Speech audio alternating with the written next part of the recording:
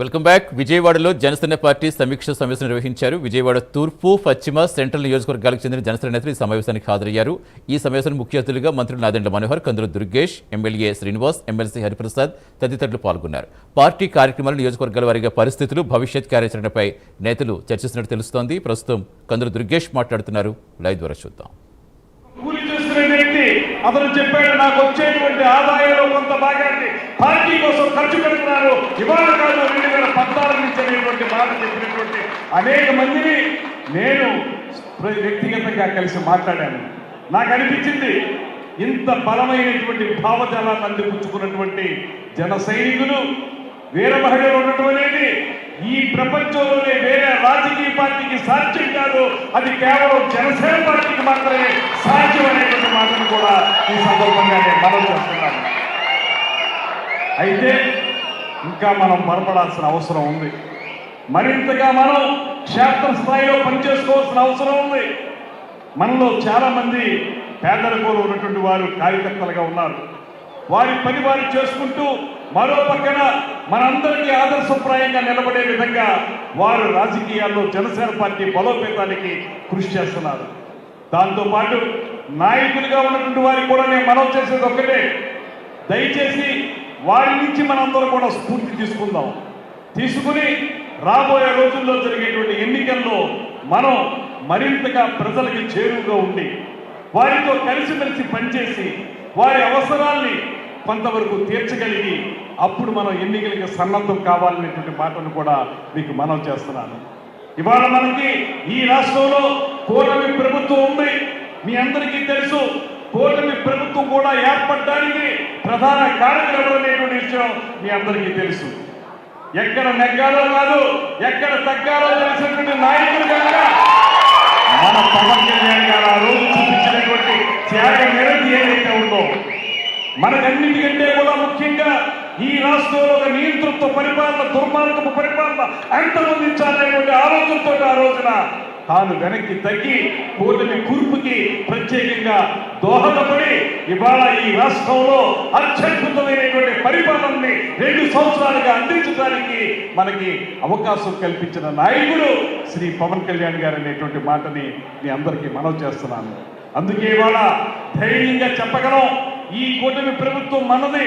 మనందరం కలిసి కూటమిలో ఉన్నటువంటి భాగస్వామ్య పక్షాలన్నీ కలిసి ఒకే పార్టీ మీద నడిచి రాబోయే కార్పొరేషన్ ఎన్నికల్లో కూడా విజయ దుందుబి మోగించాల్సినటువంటి బాధ్యతను మనందరం తీసుకోవాలనేటువంటి మాటను కూడా మీకు మనవి చేస్తున్నాను.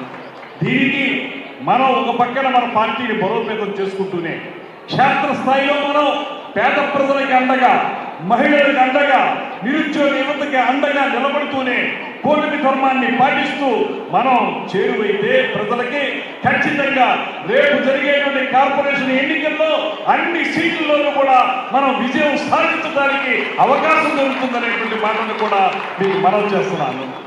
మీరందరూ కూడా ఇవాళ ఉన్నటువంటి పరిస్థితుల్ని ఆకలింపు చేసుకుని మనందరం కూడా కూటమి ధర్మాన్ని ఒకసారి పాటిస్తూనే మరో పక్కన వ్యక్తిగతంగా కూడా పేద ప్రజలకి అందుబాటులో ఉండే విధంగా, వారికి అండగా నిలబడే విధంగా మన కార్యక్రమాలను రూపకల్పన చేసుకోవాలనేటువంటి మాటను కూడా మీకు మనవి చేస్తున్నాను. ఇవాళ మీకు ఒక్కటే మనవి చేస్తా, మీరు కష్టపడి పనిచేస్తే, మనందరం కలిసి కష్టపడి పనిచేస్తే మీకు గుర్తింపిచ్చే బాధ్యతని పవన్ కళ్యాణ్ గారు తీసుకుంటారు.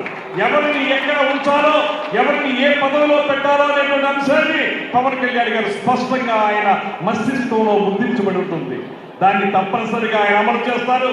దానికి ఉదాహరణగా ఒకటే మాట చెప్తున్నాను, నేను ఇవాళ ముందు నిలబడి ఇలా మంత్రిగా నిలబడి మాట్లాడుతున్నానంటే దానికి పవన్ కళ్యాణ్ గారు చూపించినటువంటి వాత్సల్యమే కారణం అనేటువంటి మాటను కూడా ఈ సందర్భంగా మనం చేస్తూ మీ అందరికీ మంచి భవిష్యత్తు ఉంటుంది. ఖచ్చితంగా జనసేన పార్టీ ప్రజల పార్టీ అనేటువంటి ముద్ర ప్రజల్లోకి వెళ్ళింది.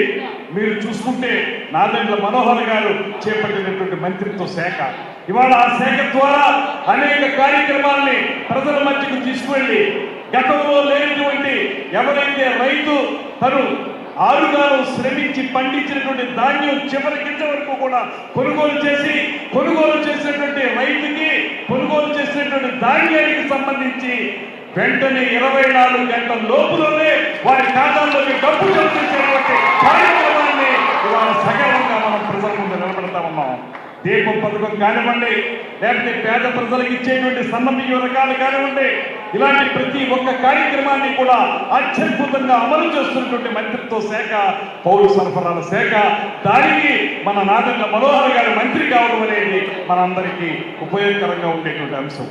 అదేవిధంగా మనం తీసుకున్న అన్ని శాఖల్లోనూ కూడా మనం బాగా పనిచేయగలుగుతున్నాం. ప్రభుత్వానికి మంచి పేరు తీసుకొస్తున్నాం. దాంతో పాటు పవన్ కళ్యాణ్ గారు ఇచ్చినటువంటి నమ్మకాన్ని నిలబెట్టుకునే విధంగానే మనందరం పనిచేస్తున్నాం అనేటువంటి మాట కూడా మనం చేస్తున్నాము.